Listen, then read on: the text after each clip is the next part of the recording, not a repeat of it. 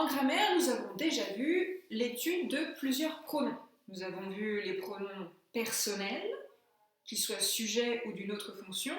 Nous avons vu les pronoms démonstratifs et aussi les pronoms possessifs. Aujourd'hui, nous allons nous intéresser à un autre type de pronom, le pronom interrogatif. Petite information pratique, à chaque fois que vous allez voir un écran bleu sur la vidéo, vous pouvez mettre pause car ce sera pour compléter la leçon. Alors, le pronom interrogatif remplace un nom sur lequel on s'interroge. C'est pour ça qu'il s'appelle pronom interrogatif. Nous connaissons déjà les adjectifs interrogatifs, mais comme tous les adjectifs possessifs, démonstratifs, etc., ce sont des déterminants qui déterminent un nom. Quel âge as-tu?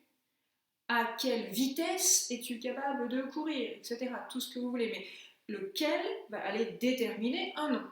Là, le pronom va remplacer un nom.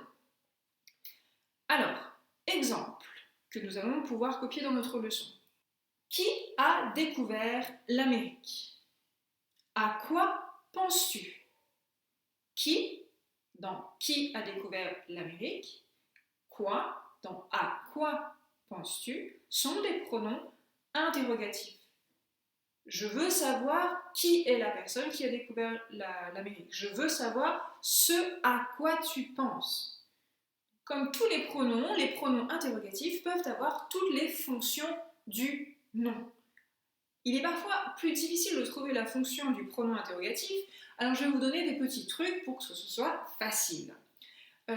Si vous prenez par exemple justement les phrases d'exemple que nous avons eues au début. Qui a découvert l'Amérique? On peut passer par la réponse. Qui a découvert l'Amérique? Christophe Colomb a découvert l'Amérique. Christophe Colomb, dans la phrase réponse, sujet. Donc, qui a découvert l'Amérique? Qui, pronom interrogatif, sujet du verbe découvrir. À quoi penses-tu? Donc, deux possibilités. Soit vous faites la même chose, vous répondez, mais alors à quoi penses-tu? Gardez le tu, sinon ça va vous perturber pour certaines phrases. À quoi penses-tu? Tu penses au foot. Au foot, complément d'objet indirect du verbe penser, penser à quelque chose. Donc, quoi est un complément d'objet indirect du verbe penser.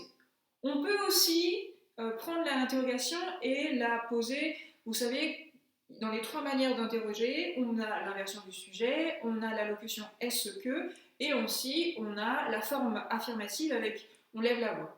À quoi penses-tu? Tu penses à quoi? Tu penses à quoi? Penser à quelque chose, c'est où?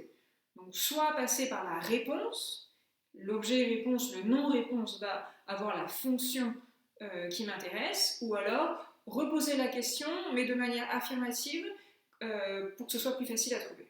Alors, dans les fonctions possibles, vous avez évidemment la fonction sujet. Exemple, qui a cassé la lampe? Qui a cassé la lampe? Alors, le pronom interrogatif, évidemment, c'est qui. Réponse, Martin a cassé la lampe. Martin, sujet du verbe casser. Qui, pronom interrogatif, sujet du verbe casser. Le pronom interrogatif peut aussi être attribut du sujet. Alors l'attribut du sujet, je rappelle ce que c'est cette expression, il paraît qu'il y en a certains qui oublient. L'attribut du sujet, c'est ce mot qui qualifie le sujet et il est séparé de lui par un verbe d'état. Être, paraître, sembler, demeurer, etc. Très souvent c'est un adjectif qualificatif ou un nom, mais aussi un pronom. Bien sûr, si ça peut être un nom, ça peut aussi être un pronom. Alors, qui est-il? Qui est-il? Il est qui? Il est le jardinier. Jardinier, attribut du sujet il. Le pronom interrogatif peut aussi être COD, complément d'objet direct du verbe. Que mange-t-il? Il mange quoi? Il mange des beignets. Beignets, complément d'objet direct du verbe manger, que, pronom interrogatif, complément d'objet direct du verbe manger. Complément d'objet indirect, nous l'avions déjà vu dans la phrase d'exemple. À quoi joues-tu? Tu joues à quoi? Tu joues aux échecs.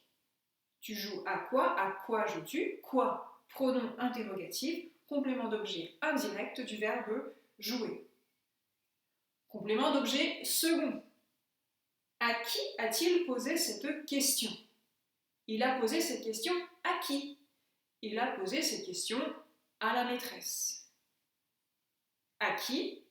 Qui? Pronom interrogatif, complément d'objet second du verbe poser. Poser quoi? La question. À qui? À la maîtresse. À qui? Complément d'objet second.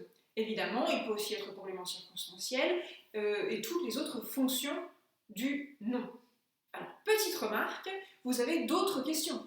Quand viens-tu? Où vas-tu? Comment vas-tu? Etc. Où, quand, comment, combien ne sont pas les pronoms, car ils ne remplacent pas des noms. Un pronom doit remplacer un nom. Ils vont poser une question sur la manière, sur le lieu, sur la quantité, etc. Mais ils ne remplacent pas un nom, et de ce fait, ils ne sont pas des pronoms interrogatifs. Ces mots-là, on les appelle des adverbes interrogatifs. Donc, ce n'est pas la leçon d'aujourd'hui, mais attention de ne pas confondre pronom interrogatif, adverbe interrogatif et aussi adjectif interrogatif, puisque les adjectifs interrogatifs sont des déterminants qui déterminent des noms. Une fois que vous avez terminé de remplir la leçon, sur votre ardoise ou sur une feuille de brouillon, essayez de trouver la fonction des pronoms relatifs dans les trois phrases qui vont suivre. Alors, prenez votre temps, entourez le pronom interrogatif, posez-vous bien la question, soit en passant par la réponse, soit en reformulant la question, afin de trouver paisiblement la fonction du pronom interrogatif. Bon courage!